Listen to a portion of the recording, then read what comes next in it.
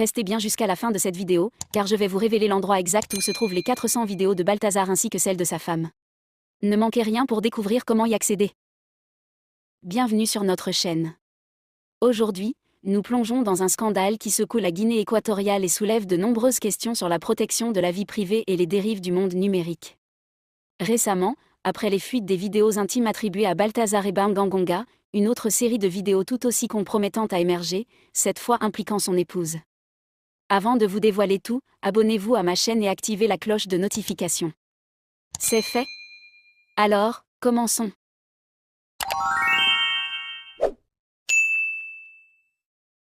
Alors, qui est Balthazar Ebang Ngonga? Balthazar est le directeur de l'Agence nationale d'investigation financière en Guinée équatoriale. Ce poste, particulièrement sensible, fait de lui un homme puissant, au cœur de l'économie et de la politique. Pourtant, il ne s'agit pas seulement d'un scandale financier, mais bien d'un scandale sexuel de grande envergure. Selon plusieurs sources, Balthazar aurait filmé pas moins de 400 vidéos de nature sexuelle, principalement dans son bureau du ministère des Finances. Ce qui a choqué le pays, ce n'est pas seulement la quantité de vidéos, mais aussi le contexte et les personnes impliquées. Ces vidéos n'auraient jamais dû être révélées. Elles ont fuité après que Balthazar a été placé en détention préventive pour une affaire de détournement de fonds publics. C'est après la confiscation de ses téléphones et ordinateurs par la police que les vidéos ont commencé à se propager sur les réseaux sociaux, semant le chaos. Parmi les partenaires de Balthazar dans ces vidéos, il y a plusieurs femmes influentes, dont des épouses de hauts responsables et de ministres, ce qui a rendu l'affaire encore plus explosive et dérangeante pour les autorités. L'affaire a pris une tournure encore plus particulière parce que Balthazar fait partie d'une famille influente. Son père, Balthazar Ngonga Edjoo, dirige la communauté économique et monétaire d'Afrique centrale, et il est aussi le neveu du président de la Guinée équatoriale. Cet élément rend l'affaire particulièrement délicate pour les dirigeants du pays, car elle implique indirectement la famille présidentielle elle-même. Et les répercussions ne se sont pas fait attendre. Pour limiter la propagation de ces vidéos sur Internet, les autorités ont pris des mesures drastiques. Le flux Internet dans le pays a été réduit, rendant les téléchargements d'images et de vidéos extrêmement lents, une stratégie visant à limiter les partages et à contrôler les fuites. Et ce n'est pas tout. Le vice-président de la Guinée équatoriale, Teodoro Nguema Obiang, a annoncé que tous les fonctionnaires ayant eu des relations sexuelles dans des bureaux ministériels seront immédiatement suspendus. De plus, il a ordonné l'installation de caméras de surveillance dans tous les bureaux gouvernementaux, espérant ainsi dissuader de futurs comportements similaires. Mais le scandale ne s'arrête pas là. D'après les médias, Balthazar n'a pas pris de précautions lors de ses relations sexuelles, et les autorités suspectent qu'il pourrait avoir contaminé certaines de ses partenaires. Il doit maintenant se soumettre à des examens médicaux pour vérifier s'il est porteur d'une infection sexuellement transmissible. Si c'est le cas, le procureur de la République a déjà déclaré qu'il pourrait être poursuivi pour délit contre la santé publique, une accusation très grave. Je vous laisse maintenant écouter la vidéo où Balthazar réagit à ce propos.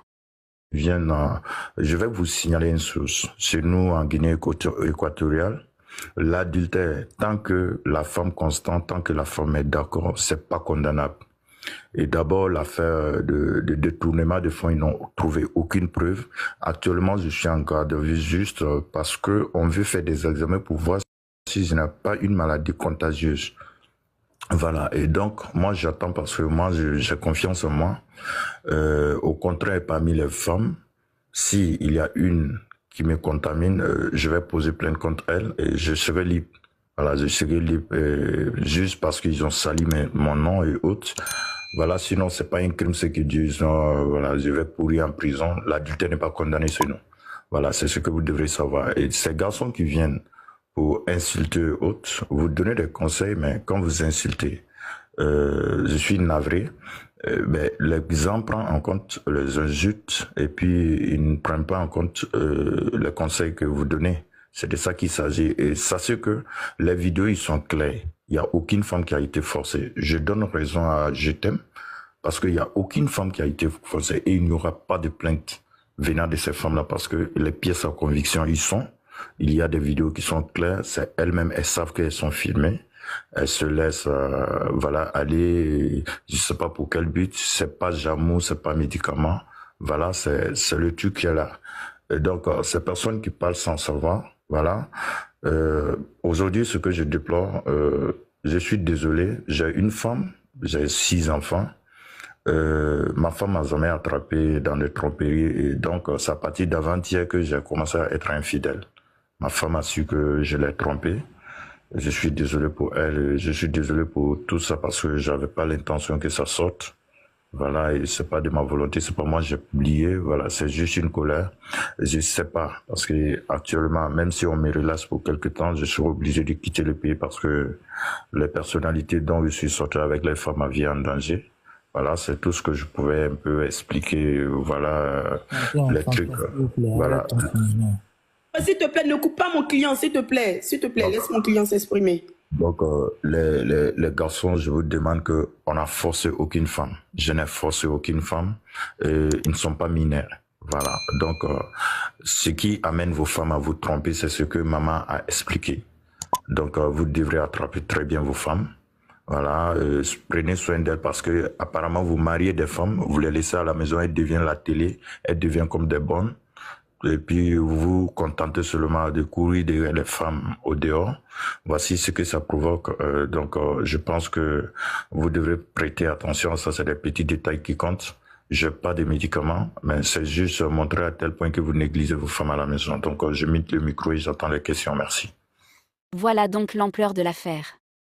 Un scandale mêlant sexe, pouvoir et politique au cœur même de la Guinée équatoriale, touchant des familles influentes et perturbant tout le pays. On voit ici les conséquences d'un acte qui aurait dû rester secret et qui aujourd'hui éclabousse les sphères les plus hautes de l'État. Que pensez-vous de cette histoire ? Pensez-vous que Balthazar et les autres responsables vont réellement être sanctionnés, ou que tout ça finira par être étouffé ? Récemment, après les fuites des vidéos intimes attribuées à Balthazar Ngonga, une autre série de vidéos tout aussi compromettantes a émergé, cette fois impliquant son épouse. Certaines sources affirment que la femme de Balthazar aurait elle-même été à l'origine de la fuite des vidéos de son mari, dans un geste que beaucoup interprètent comme une manière de dénoncer un aspect caché de leur relation ou de se venger. Mais ce retournement de situation lui serait revenu comme un boomerang, avec la diffusion de ses propres vidéos intimes. Alors, est-ce une coïncidence, une manœuvre de vengeance, ou une stratégie pour affaiblir la position de l'un des deux ? Ce sont les questions qui taraudent aujourd'hui l'opinion publique. Voilà donc l'ampleur de l'affaire. Un scandale mêlant sexe, pouvoir et politique au cœur même de la Guinée équatoriale, touchant des familles influentes et perturbant tout le pays. On voit ici les conséquences d'un acte qui aurait dû rester secret et qui aujourd'hui éclabousse les sphères les plus hautes de l'État. Que pensez-vous de cette histoire ? Pensez-vous que Balthazar et les autres responsables vont réellement être sanctionnés, ou que tout ça finira par être étouffé ? Dites-moi votre avis dans les commentaires, je serai curieux de savoir ce que vous en pensez. Merci d'avoir suivi cette vidéo, n'oubliez pas d'aimer, de vous abonner pour ne rien manquer des prochaines actualités croustillantes et à très bientôt. Je vous laisse maintenant écouter la vidéo où Balthazar réagit à ce propos. Massa. Je viens de voir la vidéo de la femme de Balthazar. Ouais. Maintenant, je comprends. C'était juste un couple libertin. Ils ont décidé que chacun doit binda comme il veut de son côté. C'était un couple libertin. Comment est-ce qu'elle va divorcer alors? Comme elle disait que non, bon, comme sa famille est venue dire qu'elle va divorcer, elle est venue dire qu'elle ne divorce pas là. Vous pensez qu'elle va divorcer? Ils se sont entendus comme ça, c'est leur vie. Parce que moi, j'avais quand même trouvé ça étrange que ton mari a eu des affaires avec près de 400 femmes, sans compter ceux qu'on n'a pas filmés, et toi, tu n'as jamais été au courant. C'est quand même étrange. Moi, je pense qu'elle était au courant et chacun gérait là-bas. Quand on veut faire des enfants, on se rencontre, on fait des enfants. D'autant plus que souvent, les couples dans les grandes familles, là, souvent, ils sont les mariages arrangés, c'est même pas parfois les mariages d'amour.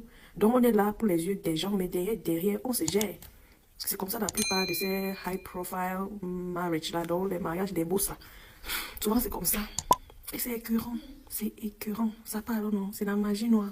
Elle, au moins, pour elle, on fait les préliminaires. C'est pas quoi pour Balthazar, c'est pas ton but. Pour elle, au moins, on prend le temps de faire les préliminaires, amasser bien. Maman. Donc, comme ça, là, leur délire à eux deux, c'est filmé en train de faire les bêtises. Qui se ressemble, ça semble. Je pleure maintenant souvent les enfants qui sont nés dans ce genre de couple dysfonctionnel. Les enfants, là, les garçons, ils ont plein les garçons comme ça. Je me demande ce que les garçons vont devenir. C'est quel genre de malchance, ça? C'est quel genre de honte, de déshonneur? Merde. Anyway.